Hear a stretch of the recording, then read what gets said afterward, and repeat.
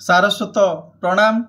मु आपण मानकर प्रिय श्रीमान सुदीप्त कुमार पंडा सविता दुर्ग परिवार बौद्ध तरफरु आपण समस्त को आजिर ये आलोचना को स्वागत जनाऊँगी। आजिर आलोचनार शीर्षक रही शरणागति बा आमे जहाकू समर्पण बोली कही था। शरणागति ही सामग्रीर प्राप्ति होता है। जी वचन मात्रे भी भगवानंकर शरणागत हो जाए ताको भगवान सादरे स्वीकार करती। मु भगवानंकर एवं मोर तथाकथित समस्त वस्तु मध्य भगवानंकर ये जो भावना ये भावना रे सबु किछि भगवान को अर्पण कर देवा उचित। अर्थात सेथिरु निजर ममता को प्रत्याहार करनेबा उचित।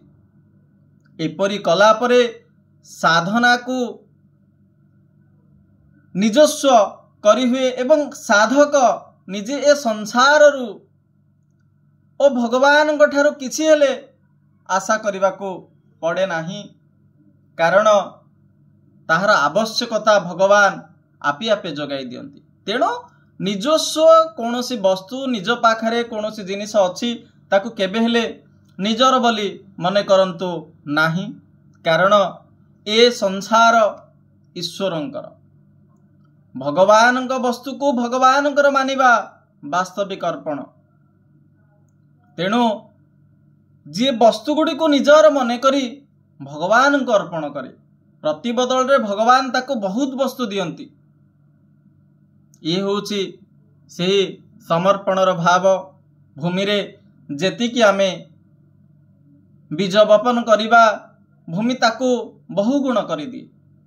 तेणु निजर जिनिस को भगवान को आमे जदि अर्पण करदेबा भगवान आमको बहुगुणित करी पुणी प्रदान करदेवे।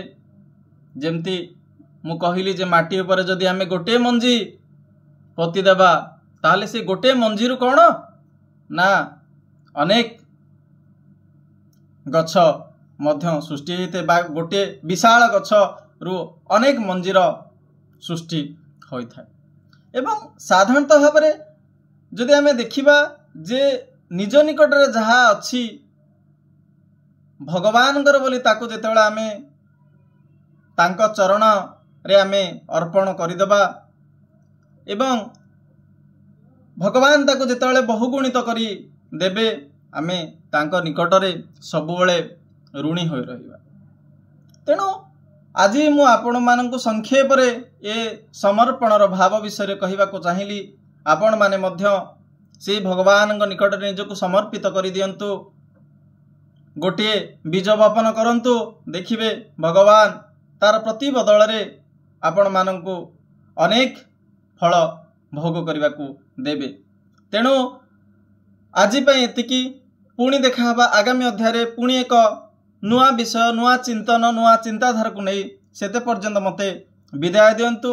आपण माने समस्ते मते धैर्यर सहित शुणिथिबारु आपण समस्त को मो धन्यवाद जनाऊँगी। जो माने मो चैनल ले नुआ अछंती से मानक अनुरोध दयाकर लाइक कमेंट एवं शेयर करिवे। आपण मानकर गोटे गोटे सब्सक्राइब मते आहुरी आगो को जीवार प्रेरणा जोगे देव बोली आपण मानक उपरे मु आशा प्रकट करुछि। धन्यवाद।